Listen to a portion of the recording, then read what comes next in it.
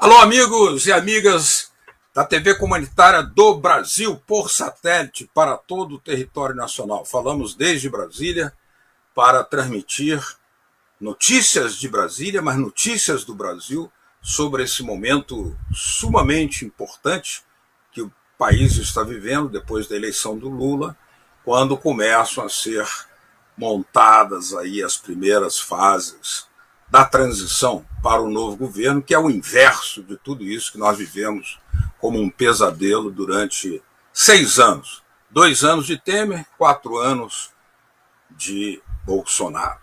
Hoje o Notícias de Brasília, TV Com, por satélite para todo o Brasil, vai tratar exatamente o que nos espera, qual é a oportunidade que se abre nessa fase com o governo Lula 3. Não é simples.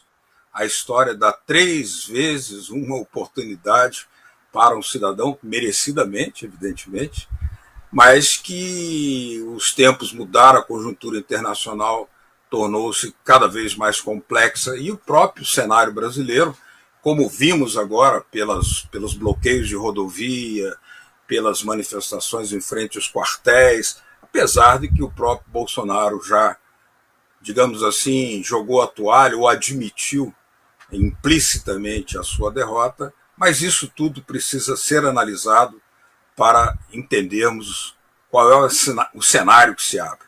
Nosso convidado de hoje é o senador Roberto Requião, 3 vezes senador, 3 vezes governador do Paraná, foi deputado federal, foi prefeito de Curitiba e foi também presidente do Parlamento Europeu Latino-Americano, o Eurolat, além do Parlamento Andino e Parlamento Palasul também. Muito obrigado, governador Roberto Requião, por estar aqui conosco na TV Comunitária do Brasil para todo o país, território inteiro sintonizado nessa nova janela que se abre para os canais comunitários, e queremos perguntar exatamente isso.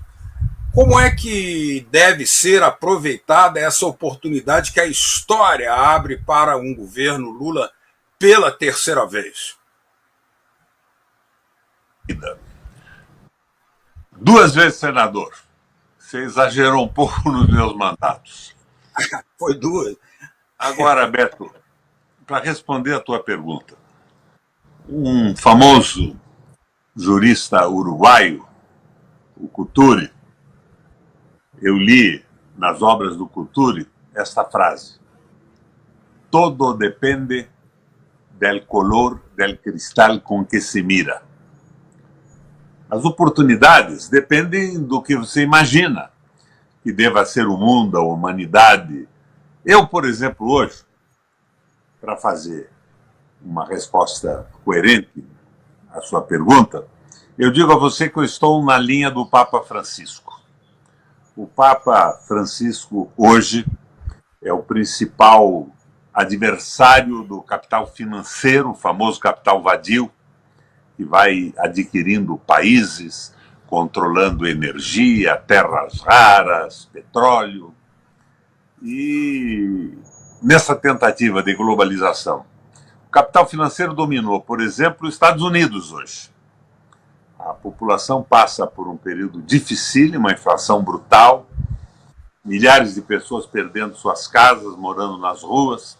Então, nessa perspectiva de valorização da humanidade, de solidariedade às pessoas, de amor, eu faço a minha análise.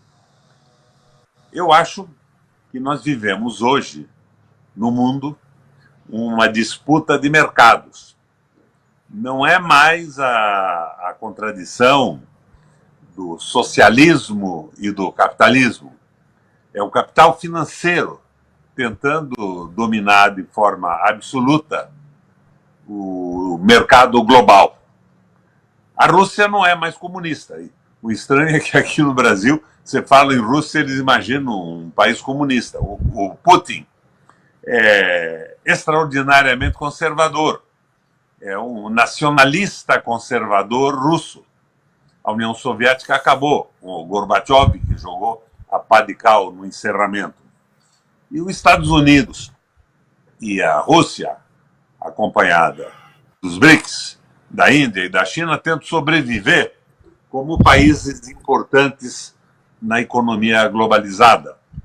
Eles querem a independência, excetuando o domínio absoluto do capital financeiro dos grandes grupos econômicos que surgem a partir dos Estados Unidos. Então, o Brasil tem uma oportunidade incrível de se afirmar nessa disputa, não como um vassalo de um grupo ou de outro, mas fundamentalmente com um país que tem um projeto próprio de solidariedade, de amor às pessoas. E essa contradição que nós vivemos hoje. O Lula ganhou a eleição neste quadro. E ele tem a grande oportunidade de, com um projeto nacional, que não significa, Beto, xenofobia, horror a estrangeiros, oposições amalucadas, não. Nós temos uma responsabilidade fundamental com a humanidade, com a nossa sobrevivência na Terra, com o clima, com o meio ambiente, mas nós precisamos ter a soberania sobre o nosso país. Isso é extraordinariamente importante. Essa é a oportunidade do Lula. Eu acho que nós precisamos, uma vez que não temos conflitos com os nossos vizinhos na América do Sul, nós precisamos de uma integração econômica com os nossos vizinhos e formarmos um bloco que nos dê a capacidade de diálogo, de interferência nas negociações do planeta, econômicas, em nome dos interesses dos nossos povos. Então, Lula tem uma oportunidade incrível, mas ela passa por algumas coisas fundamentais. O Brasil hoje tem como principal instrumento de retomada do seu desenvolvimento econômico a Petrobras. Se nós não retomarmos a Petrobras, que foi dilapidada por uma série de erros numa sucessão de governos e que é controlada hoje pelos interesses dos acionistas privados, que constituem 63,6% do total acionário privado. Nós ainda temos uma pequenina maioria das ações ordinárias. As ações preferenciais foram colocadas na Bolsa de Nova York. Erro, a minha maneira de ver. E os nossos governos imaginavam, não, nós temos ainda a maioria das preferenciais, é 50 ponto vírgula não sei o quê, as ordinárias. Temos a maioria das ordinárias. Mas na Bolsa de Nova York, as regras são da Bolsa, a justiça americana é que prevalece, e nós já vimos isso. Nós só temos a possibilidade de uma arrancada de industrialização, de desenvolvimento econômico, a partir dos investimentos fantásticos que a Petrobras pode fazer no Brasil. Nós precisamos, portanto, ter o retorno completo do domínio da soberania sobre a Petrobras. Nós não podemos imaginar que teremos um projeto de desenvolvimento social a favor das nossas empresas, a favor do aumento do alcance das nossas tecnologias, com o Banco Central na mão de especuladores, na mão de banqueiros. E te dou uma diferença fundamental da banca no Brasil. Nós praticamente temos 5 bancos. Os Estados Unidos, entre os bancos e as cooperativas de crédito, tem 12 ou 14 mil. Você imagina a diferença disso. Mas os bancos só pensam em lucro. A Eletrobras tem que voltar a ser brasileira. Nós entregamos, junto com a Eletrobras, para o capital privado, nacional e internacional, o regime dos rios. Eles estão mandando nas nossas águas. Isso é rigorosamente absurdo. Imagina se, por exemplo, um grupo chinês que comprar a Eletrobras na sequência, se ele vai se preocupar com o nosso desenvolvimento. Ele se preocupa, e é legítimo isso, com o desenvolvimento e o fim da miséria na China. Nós precisamos ter o controle disso tudo. Mas, por outro lado, eu insisto, não de uma maneira xenófoba, não é por ódio ao estrangeiro. O Lula, se pronunciando a respeito da Amazônia, disse que ele quer o resgate da soberania da Amazônia, mas que a Amazônia é uma garantia do clima no planeta, que ele tem uma solidariedade com os povos, com a humanidade inteira. Eu achei bacana isso. Mas nós é que vamos dizer o que fazemos com ela, e como fazemos, e como preservamos. Agora, o Lula, então, tem essas possibilidades. Mas se ele abrir mão do controle da Petrobras, pressionado pela aliança ampla que foi constituída na sua eleição, não posso esquecer Fernando Henrique querendo privatizar a Petrobras, lembra? Da Petrobras. Se ele não tomar a Eletrobras, a Petrobras, e não tiver um domínio absoluto com um projeto de desenvolvimento nacional sobre o Banco Central, que não pode ser autônomo na mão de especuladores e banqueiros, daí eu não sei o que vai acontecer. Agora, quero te dizer que, apesar dessa descrição que eu faço da minha visão, eu tenho confiança em que o Lula cresceu muito nesse último período, é um nacionalista. Agora, ele vai precisar de apoio. Ele tem que tratar de uma forma diferente com o Congresso Nacional, acabar com aquela negociação com partidos e grupos políticos, onde os líderes não mandam em nada. Não existe partido no Brasil mais. Ele tem que se relacionar com o conjunto dos parlamentares, senadores e deputados federais, através de propostas de modificação da política brasileira, solidária e amorosa com o povo. Então, eu acho que é a grande oportunidade do Lula se transformar no maior presidente da história da América do Sul. Muito bem. Vamos ouvir agora César Fonseca, jornalista experiente na área da economia política, trabalhou com a Luísio Biondi, assessorou o senador Lauro Campos, uma experiência vasta, que está aqui conosco. Boa tarde, César Fonseca. Boa tarde, Beto. Boa tarde, senador. Boa tarde todos da TV Comunitária, essa força de resistência para o nacionalismo brasileiro no cenário latino-americano e mundial. O senador coloca questões fundamentais, como a questão da Petrobras e da Eletrobras, que são as alavancas do desenvolvimento. Falar em desenvolvimento sem mostrar os agentes desse desenvolvimento, a ferramenta que são essas duas grandes empresas, é chover no molhado e ficar sem argumentação sólida, né? E aí nós estamos num momento, senador, em que o povo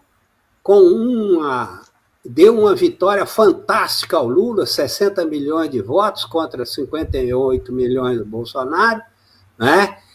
Mas perdemos a eleição no Congresso Nacional, onde a maioria é conservadora, né? E já coloca as forças vitoriosas na rua em um certo constrangimento, porque me parece que a sua argumentação vai no sentido de que, se nós não rompermos com a limitação do teto de gasto, que dá a supremacia do poder financeiro sobre o poder produtivo, econômico e social, não vamos sair do lugar. E essa negociação dentro do parlamento vai se tornando o X da questão, né?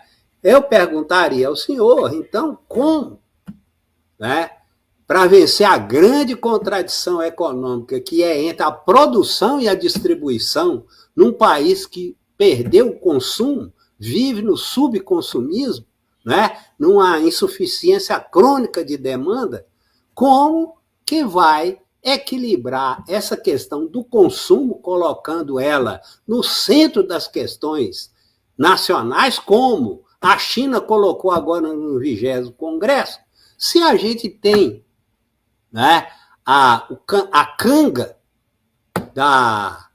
do teto de gasto no ombro e uma maioria no Congresso que não tenhamos ilusões quanto a isso, relativamente à condução nacional, um impasse certo. Então, eu perguntaria ao senhor como a sabedoria nacional, especialmente da Frente Ampla, que levantou essa vitória espetacular com apoio popular, vamos enfrentar, para adquirir um novo equilíbrio, uma nova correlação de forças na relação política nacional.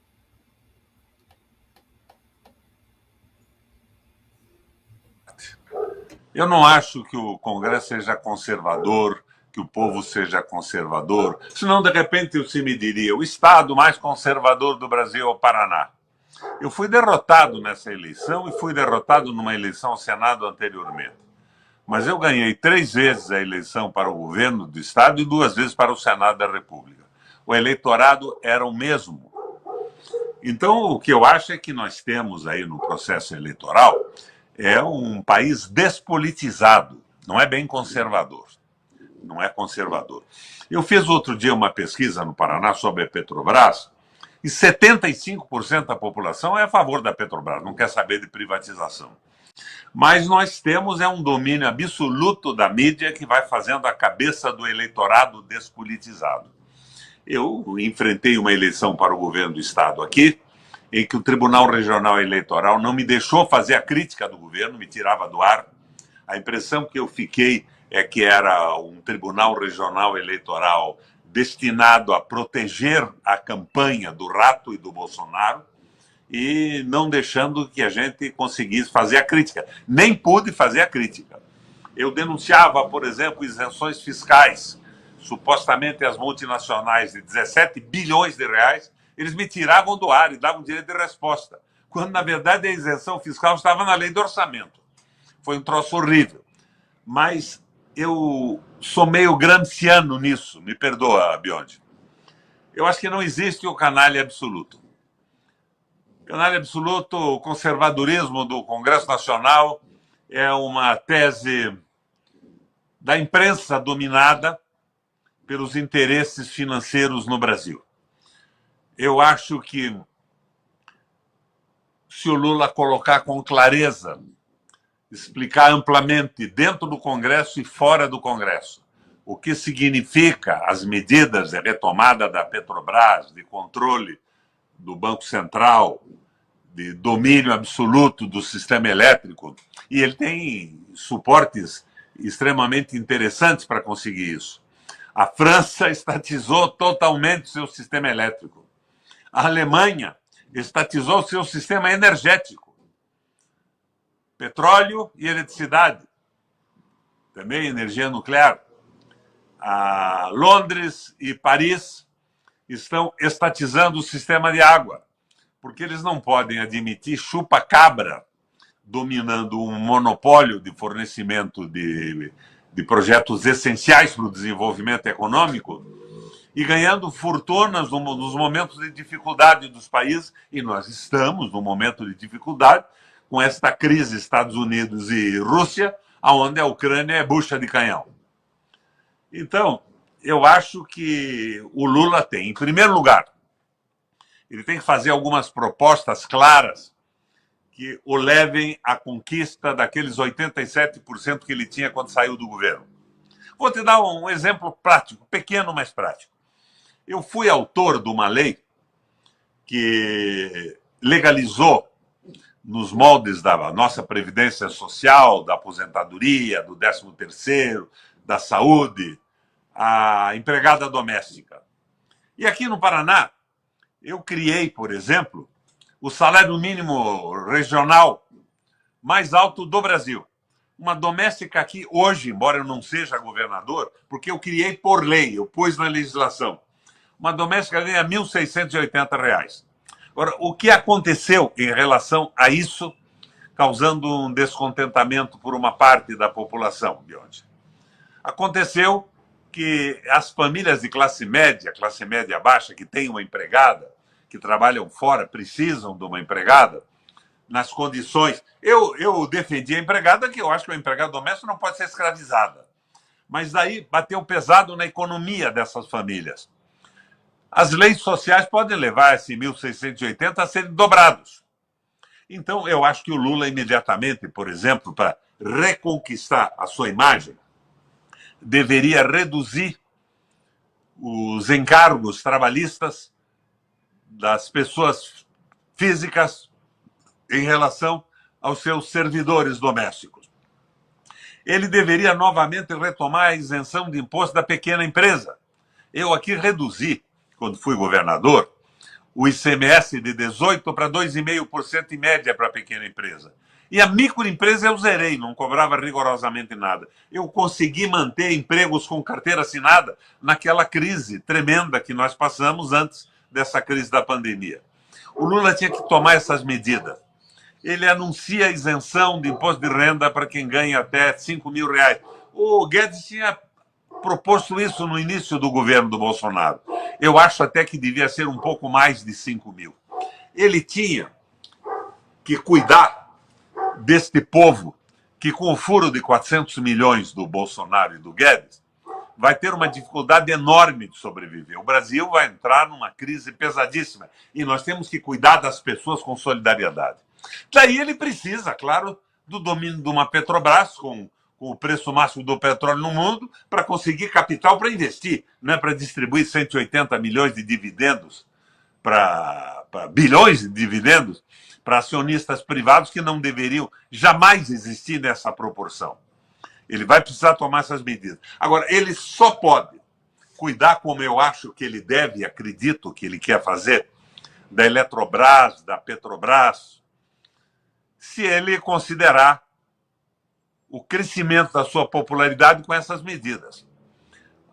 O peso trabalhista numa grande empresa que tem monopólios e patentes internacionais, cobra o que quer, domina o mundo, não pode ser igual de uma pequena empresa. Está errado isso. Nós temos que garantir a sobrevivência da pequena empresa para que ela possa pagar salários decentes. Por isso, o salário mínimo regional do Paraná, no meu governo, por lei, portanto, até hoje é o mais alto do Brasil. Você veja, eu estou falando aí em 1.680 de uma empregada doméstica. O governo federal anuncia agora, vamos subir para 1.300. Não, tem que ser mais, mas tem que diminuir a carga dos pequenos. E a cobrança sobre os lucros de capital, que só não existe na Estônia e no Brasil. E passou pelos nossos governos. Os nossos últimos governos também. O Lula tem que cuidar disso. Mas ele precisa de um alicerce de popularidade em janeiro, porque aí ele readquirindo a confiança da população e conversando com o Congresso, não através destas lideranças compradas e venais, que se transformam em instrumentos de ligação do governo com o Congresso, mas conversando com os parlamentares diretamente, ele terá força para tomar as medidas necessárias. Que tipo de medida, Biondi? Eu proponho sempre medidas aristotélicas.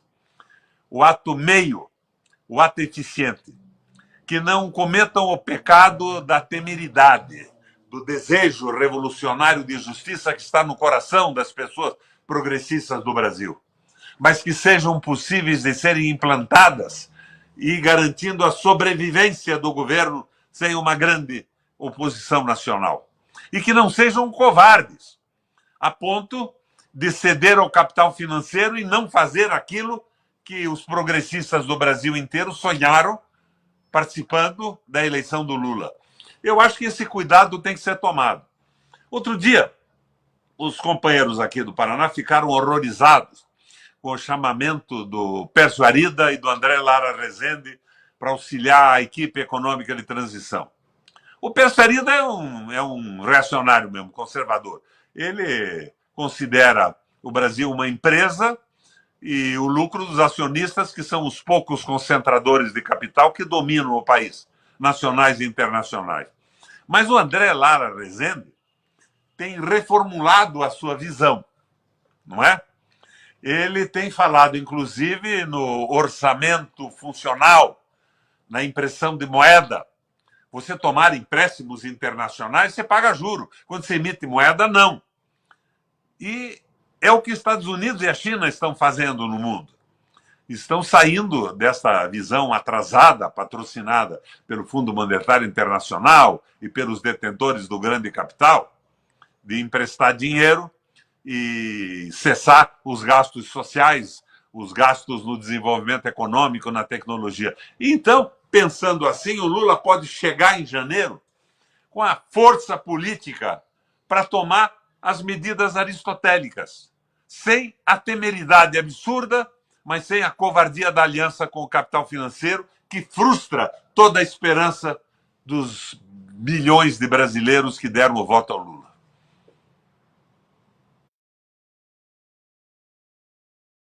Lista dizendo não é hora de pacificação, é hora de punição. O Globo também está querendo esticar a corda, dizendo anistia, não, de jeito nenhum. Porém, vamos lembrar que nós tivemos aí uma diferença de 2 milhões de votos. 60 Mas milhões isso não tem contra nada a ver 51. com o Lula. Isso vai ser da competência da polícia, Da das justiça. polícias e do Poder Judiciário. Da justiça. Ministério Público e Poder Perfeito. Judiciário. O Lula Perfeito. não se Mas- elegeu Procurador-Geral da República. Ele se elegeu Perfeito. Presidente Mas- da República. Eu não Mas sou contra uma a punição. prioridade. Não sou contra a Não, punição. é que a, Com direito que a de justiça- defesa e tudo mais. Mas não é a que a função justiça do presidente da trabalhe, né? Que a justiça trabalhe. Só que nós temos aí uma massa, como diria o poeta, né? Tem uma pedra no meio do caminho. Uma massa de 33 milhões de famintos que exigem medidas para ontem. E o Brasil não pode esperar resolver o problema da Petrobras e da Eletrobras, porque eles não Exatamente como podem. eu coloquei, Beto. Me perdoa. Exatamente. Eu Exato. disse que as medidas têm que ser anunciadas agora, antes da posse, Perfeito. para ele chegar na posse com a sustentação da opinião pública nacional. Mas eu Daí, queria que chegando você. lá, as medidas podem ser tomadas rapidamente. Mas Eu hoje, queria que você. nós temos que cuidar do povo. Eu entendo. Eu queria que você aprofundasse o seguinte: que evidentemente que a Petrobras tem uma capacidade, a receita petróleo, ou a renda petróleo é enorme. A Eletrobras também permite fazer programas sociais. Porém, medidas em janeiro terão que ser tomadas com base no orçamento. Como fazer a partir do orçamento para produzir e distribuir mais alimento com programas sociais que combatam efetivamente a fome. Isso o Lula tem que anunciar agora. É o que eu estou dizendo a você. Ele tem que dizer logo que vai aumentar, que vai cobrar o imposto sobre lucros de capital, que vai aliviar a carga tributária nas pequenas e médias empresas, que cá entre nós, Beto, são responsáveis por 80% dos empregos no Brasil. Ele tem que anunciar isso já, porque assim em janeiro ele terá força também para tomar algumas medidas em relação à Petrobras e à Eletrobras e tudo.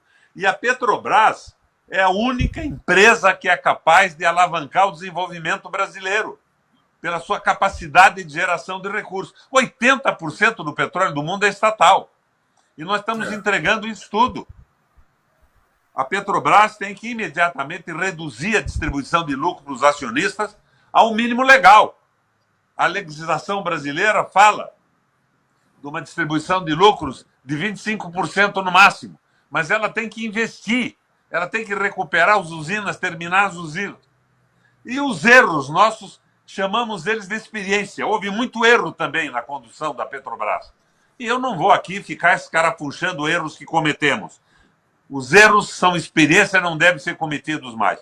Mas, inicialmente, nós temos que cuidar do SUS, nós temos que cuidar da política de emprego. Nós temos que liberar a pequena empresa brasileira da carga tributária para ela poder ficar aberta e melhorar o salário do povo para dar o efeito multiplicador na economia, o círculo virtuoso do crescimento e dos gastos, como você mesmo falou. É por aí, a coisa não tem mais complicação, não. Agora, o que é que me preocupa? O meu partido, que é o PT, na campanha passada à presidência da República, foi ao Tribunal Eleitoral mudar o programa de governo e se manifestou a favor da independência do Banco Central. Provavelmente da eleição, pressionado por grupos econômicos. Não pode ser assim. É claro que eu não vou propor a estatização dos bancos privados, mas os Estados Unidos tem 12 ou 14 mil bancos. Nós temos 5 aqui comandando tudo isso e ainda querem vender o Banco do Brasil e venderam a estrutura de seguros da Caixa Econômica. São criminosos e têm que ser julgados por isso. Mas a função do governo é corrigir erros, que cuide a justiça disso. Também quero ser gramsciano em relação ao judiciário e ao Ministério Público. Eles, hoje, são mais que corporativos. E o corporativismo é a manifestação coletiva do individualismo e do egoísmo. Eles pensam mais nos seus salários. Eu vi os salários do Moro, no tempo que era juiz federal, nunca foi menos de 115 mil reais por mês. Tem cabimento isso. E trabalham para isso. Agora, nós temos que tomar essas providências básicas. Primeiro, atender o povão e reconquistar a popularidade, para ter garantia de que pode mexer na Petrobras, na Eletrobras, senão não vai acontecer rigorosamente nada. Nada. Nós vamos virar uma colônia, como estamos virando. Esses imbecis do agronegócio, Beto, o agronegócio é fundamental para o mundo hoje. A agricultura de escala garante a sobrevivência do planeta que está crescendo em população. Mas o agronegócio não pode superar a necessidade de alimentação de um povo como o brasileiro. Nós somos campeões de exportação de milho e de soja e importamos arroz e feijão da China. E esses caras, esses imbecis que estão patrocinando o protesto, eles não perceberam ainda que o governo do Temer e o atual autorizou a compra de terras brasileiras por grupos econômicos estrangeiros. Claro que o BRICS me fascina, mas eu não quero o BRICS para financiar a venda de estatais brasileiras e a compra de terra por chineses, russos, ou seja lá de que país forem. Eu quero financiamento do desenvolvimento econômico, geração de emprego no Brasil. Portanto, nós precisamos de um projeto nacional. Agora, o cuidado com a população é essencial. Vamos cuidar do povo. O povo precisa comer. O grito das 3 vezes por dia foi um grito entendido por quem não come 3 vezes por dia. E não pode ser traído agora. Mas a macroeconomia e a geopolítica tem que ser levada em consideração para começar a ser mobilizada em janeiro. Aristotelicamente, sem a temeridade dos excessos insustentáveis e nem a covardia de alianças criminosas e traidoras. César Fonseca. Governador, senador, nosso grande pensador nacionalista, eu gostaria de voltar à MMT, a moderna política monetária, a teoria das finanças funcionais, né, que é hoje o foco, né, de governos que não suportam mais a canga da bancocracia. Então, ela tem que ser discutida num cenário em que o Banco Central Independente não seja colocado como refém daquilo que está aí, nunca foi afastado, que é o consenso de Washington. O consenso de Washington com o FMI, ele estabelece as premissas e a gente não sai desse cercadinho aí, bolsonarista neoliberal Paulo Guedesiano. Precisamos, então, colocar em discussão as finanças funcionais para funcionar. Porque o modelo do FMI do Congresso de Washington, ele é disfuncional. Eu perguntaria ao senhor, né, então, como dar o pontapé nessa discussão agora para janeiro? Porque com o modelo do FMI, o PT vai ficar dentro do equilibrismo orçamentário, que não sai do lugar em termos de desenvolvimento sustentável. Companheiro, o consenso de Washington não vale mais. O mundo, com essa crise da Rússia e dos Estados Unidos, está discutindo essa hegemonia do capital financeiro, o capital vadio. Eu recorro de novo, não sou só eu que grito, é o Papa Francisco.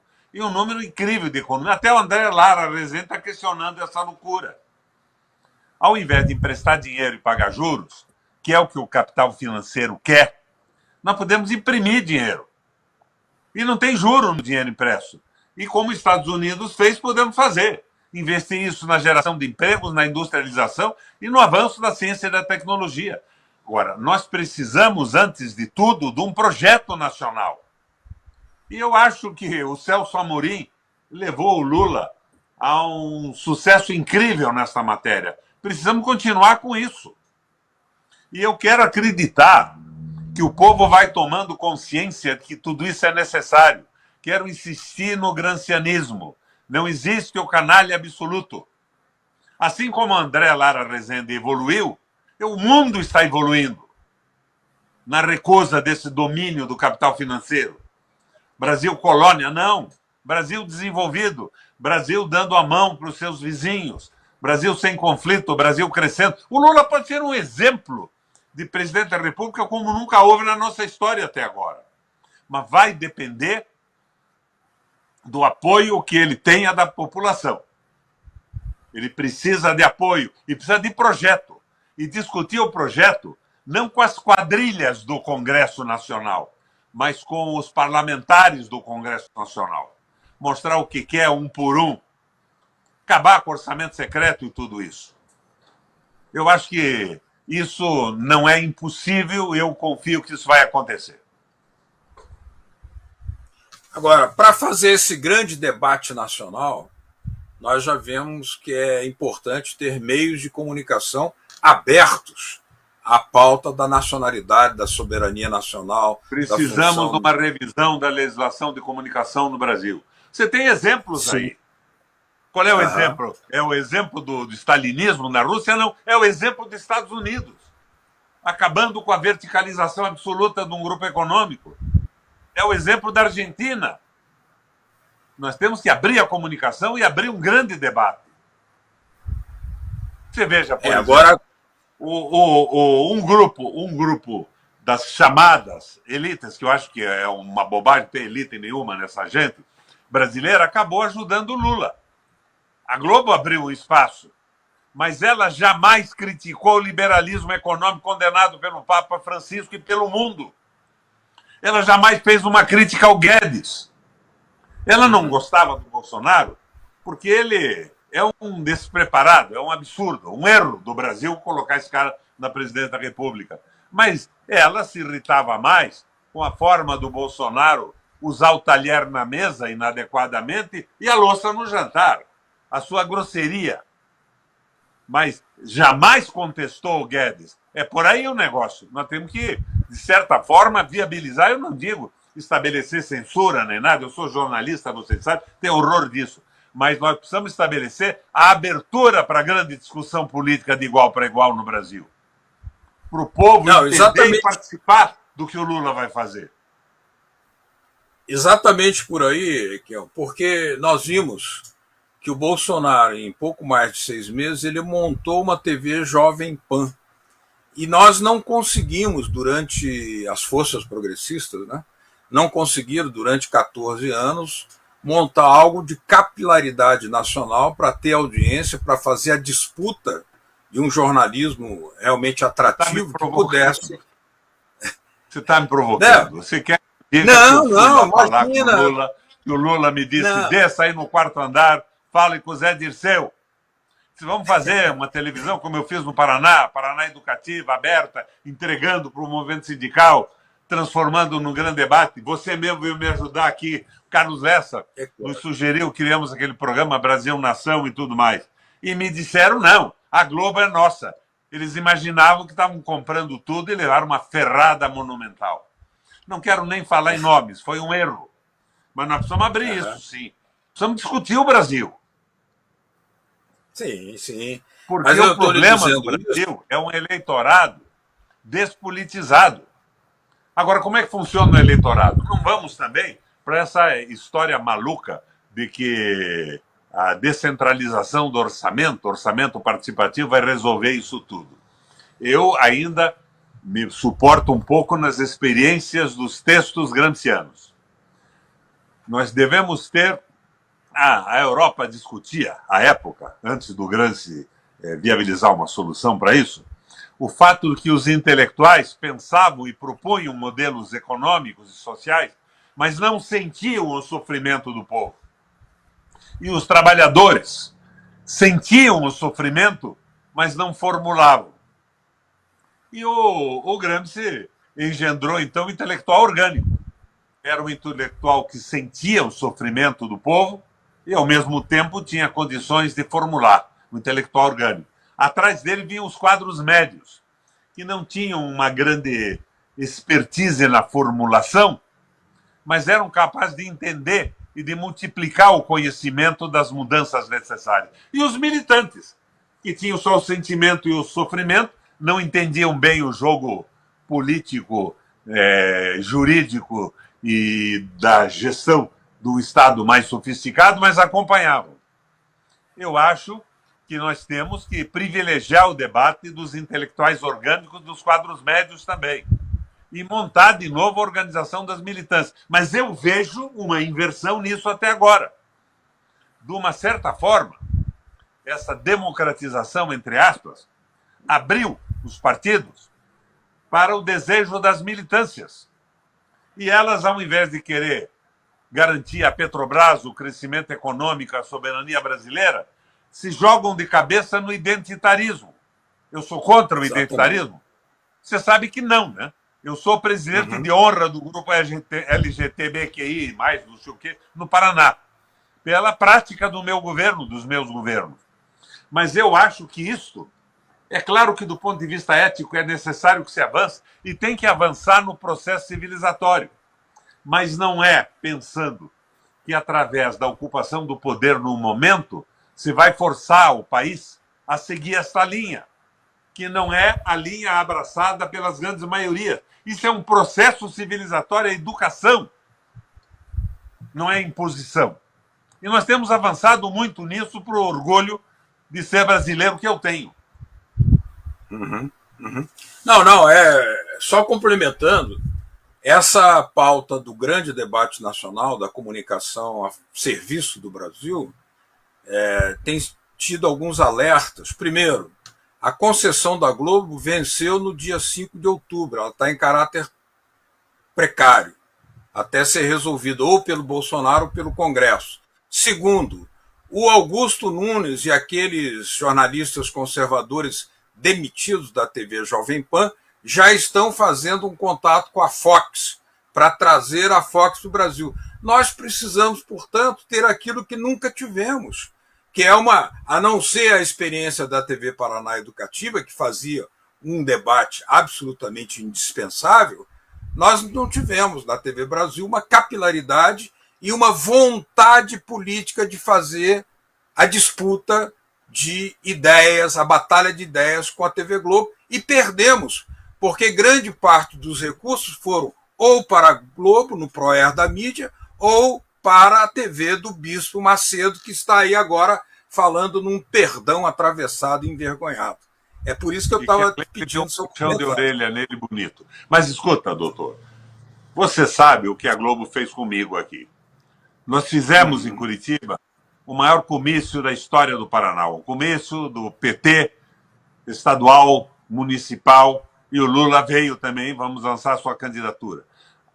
A Globo colocou o comício no jornal à noite, a nacional e a estadual, e não se referiu ao meu nome, candidato do PT do Paraná ao governo do Estado. Não me botou falando e não disse que eu era candidato. Anunciou o Lula foi recebido por petistas. Não disse que eu era candidato a governador. Isso é uma canalice brutal. Agora, o que eu quero acabar com a Globo? Não, eu quero uma legislação que abra definitivamente o espaço para o debate. Pode parecer estranho para você, eu acredito na qualidade das produções da Globo, das novelas e de tudo isso. Foi um avanço porreta que ela trouxe ao Brasil. E você sabe também que eu, como presidente da Comissão de Educação do Senado da República, viabilizei que a Universal comprasse a Rede TV. Como é que eu viabilizei? Na época, o Antônio Carlos Magalhães e o Pedro Simão queriam transformar em diligência e não queriam deixar. Mas eu pensei, não, vamos multiplicar isso, que seja mais um grupo de televisão. Eu achava, nada pode ser mais nocivo que a Globo quando ela resolve ser nociva contra o país. Foi um erro, não é? Foi um erro. Nós estamos de uma legislação, não é liquidar com a imprensa, com a existência, com a tecnologia, a experiência deles, mas uma legislação que garanta o contraditório, que garanta a discussão. Eu espero que sejamos capazes de fazer isso. César Fonseca. Lembra muito bem que com os militares no poder, né, o próprio Médici com o Geisel, e que foram os dois assim que cuidaram de alavancar as estatais na linha getulista, a gente tinha, eu lembro como jornalista, né, as reuniões em que misturavam os industriais, os comerciantes, né, e o capital financeiro, né?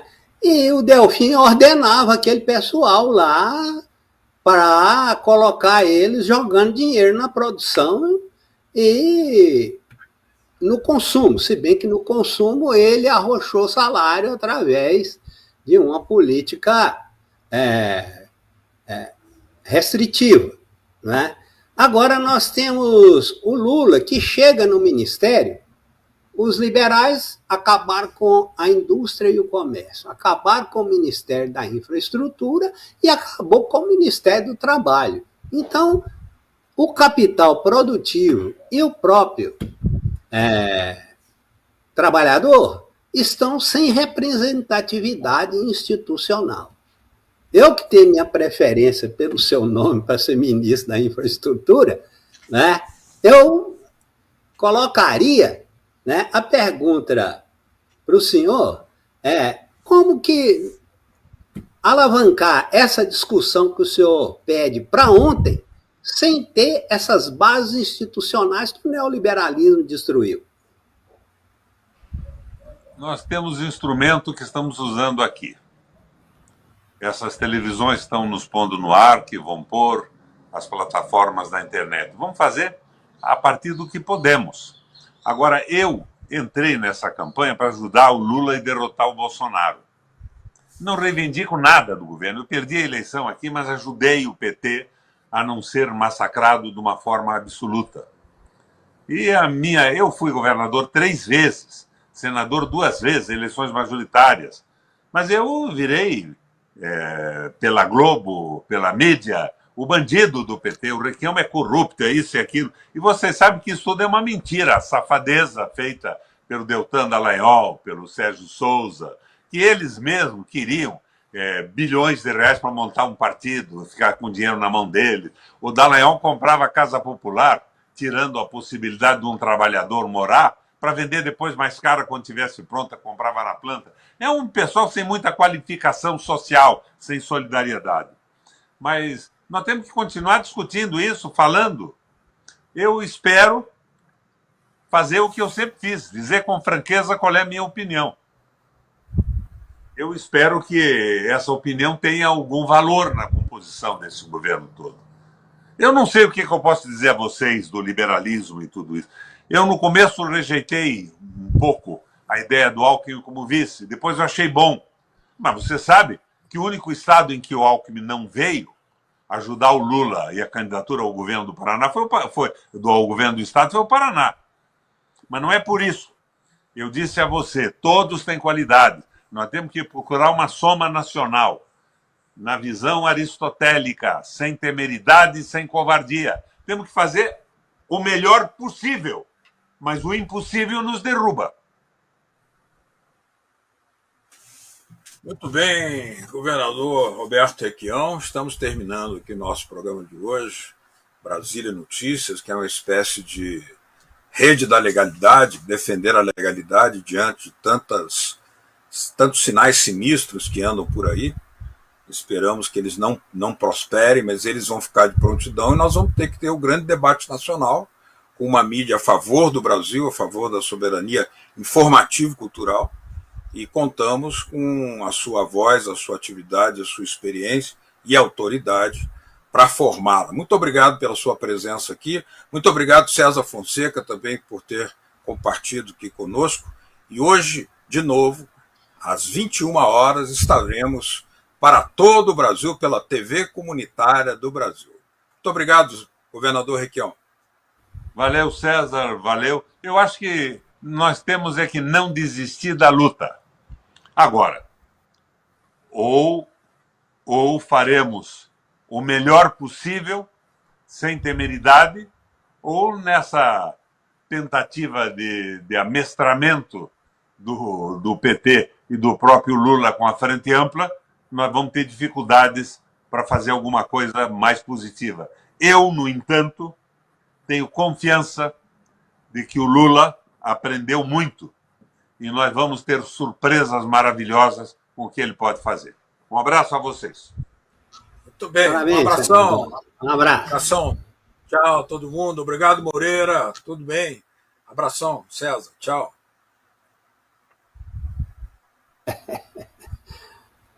O senador está azeitado.